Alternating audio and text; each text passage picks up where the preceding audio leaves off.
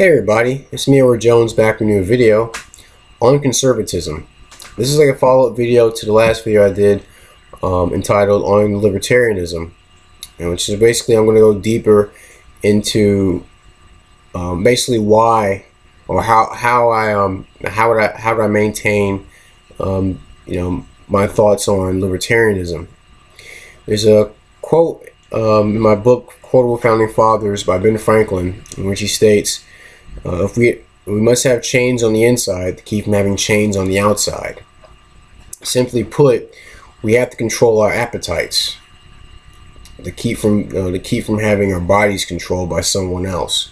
We have to have self-control, and that's what I believe conservatism entails.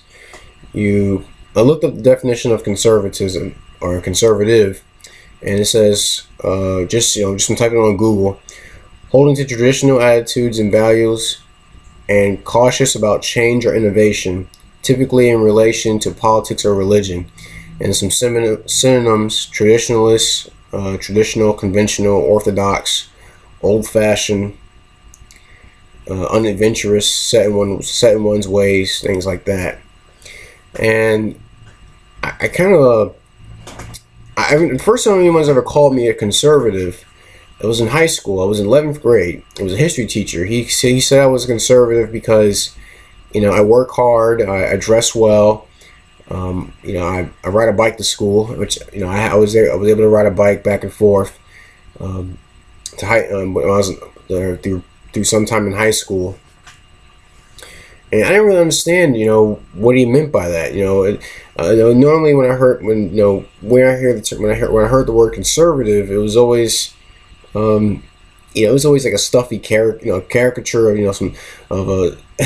of a stuffy old white people, and wasps, things like that. That's what I always thought of a conservative. That's what was put in front of me at the time. I didn't know, like I said, I didn't know much about the term conservative, but I figured I'd look it up and said, well, I guess it just means, to control yourself in a sense.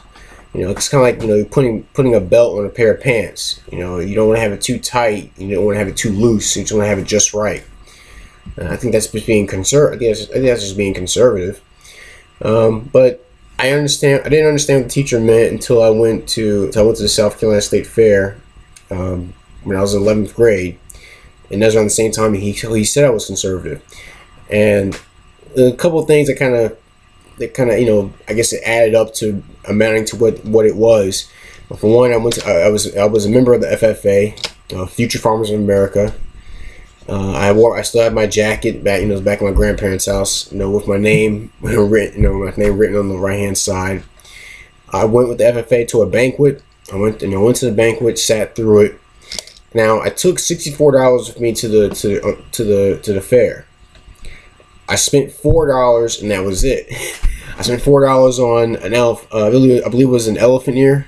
That's I guess that's my vice. I have a sweet tooth, and that's all I spent my money on. I didn't go on any rides. I didn't get any real expensive snacks or any foods or anything like that. I ate at the banquet. I spent the rest of the time after eating the elephant ear just looking at the art exhibits, looking at the agricultural exhibits, looking at some of the food art, some of the farming things. I remember I checked out a booth that had Sheely's barbecue. Took some back to my grandparents' house. I had a good time. Even just doing that, I barely spent any money doing it. So it didn't dawn on me until I got back on the bus and I counted how much money I had in my wallet. So, I had $60. Went from $64 to $60 at the state fair. When we got back to the school after the bus trip, I ran across that teacher. We call him Coach. I said, "Coach, you're right. I think you're right. I guess I am conservative." I think a lot of it has to do with I grew up. I spent my teenage years from 12 to when I was 18 with my grandparents. They were both born in 1937. Talk about old-fashioned. And also having to raise a teenager that was born in 1989. It was quite a generation gap. I believe it worked in my benefit. And I learned the value of hard work. I learned about I learned a good bit about, handling money. I learned how to save.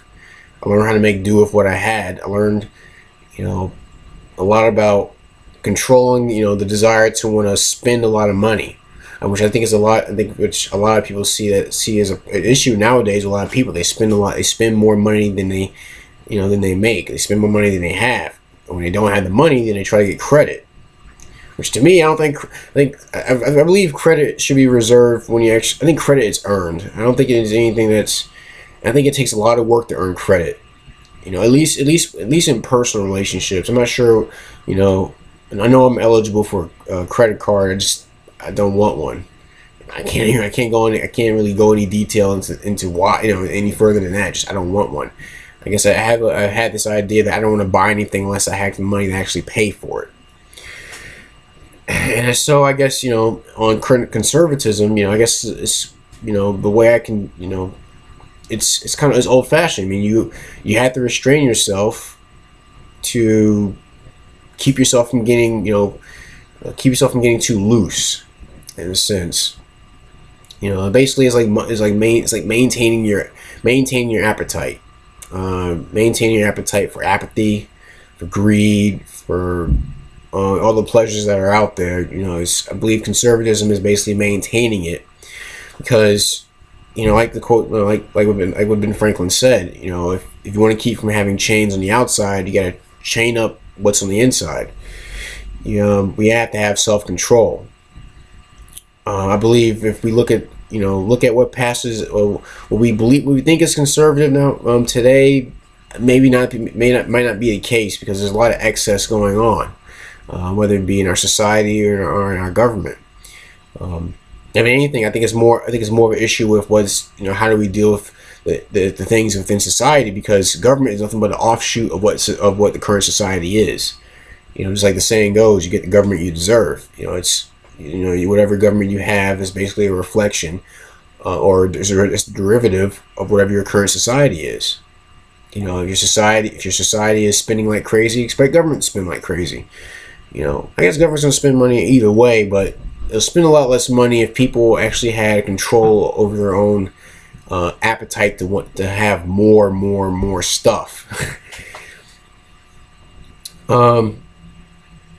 And also in the definition, as I pull up online, talk about tradition and values. Me, I guess I'm old fashioned. Obviously from the hat. Like I said, I spent my teenage years with my grandparents. Talk about traditions. And I figure there's a reason why certain things are tradition.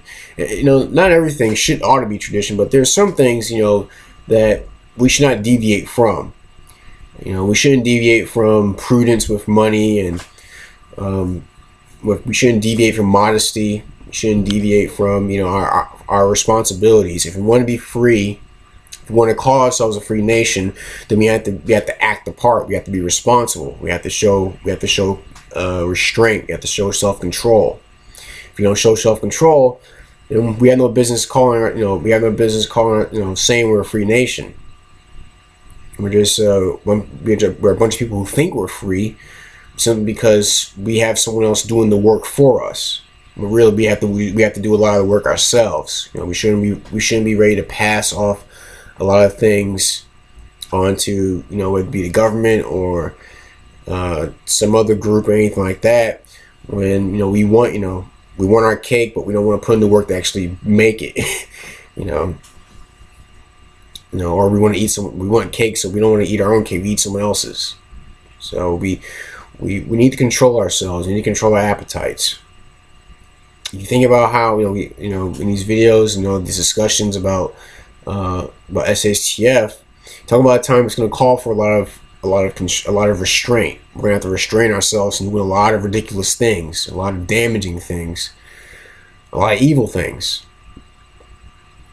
So I say we need to work on the chains we have within us right now, and maintain them. Keep your inner beast on a leash, as simply put. before someone puts a leash on you, if you don't have one on you already. But yeah, I suppose I guess I identify myself as being a conservative individual. My faith, my faith in Christ also, lends a major part to why I am that way. And the Bible teaches a lot about self-control. About not using your liberty to just to satisfy your pleasures, but to help one another. To show love for one another, to show love for God, show your trust in the Lord, and show that you have the Holy Spirit within you. And it's very hard to do those things when you're not being an example. You're not being the example that other people need to see. If you're spending you're spending like crazy, if you're getting yourself in ridiculous situations because you couldn't control your temper, you couldn't control your tongue, you couldn't control your wallet, couldn't control your dick. Might as well say that as much as well. Then then it doesn't really do a service to those who wonder what is conservatism. So we have to control ourselves, men and women alike. But I guess maybe I'm being heavier on the men, because me being a man, a man myself, I try to set an example for others to follow. Whether it be people around my age, or people younger than me, or even some people older than me. And so it's a lot of work. It's a lot of work maintaining those chains within you. But it's worth it. It's worth it in the long run. And that's another thing. It takes a lot of patience. Conservatism requires you to be patient. Requires you to wait. You try to have everything like this. I want it now. You're not gonna be. You're gonna wind up getting crap. You're gonna wind up getting crap. A crappy product because you couldn't wait. Wait for something good to develop. So that's my take on conservatism. Do you identify yourself as being conservative? Do you identify yourself as being something else? Please, if you want to make a video response, please do. If if you got any comments, please feel free to share your thoughts in the comment section. Any gripes, complaints, please direct them to me. Please be civil to everyone else who's watching this video and leaving comments. But that's my video on conservatism.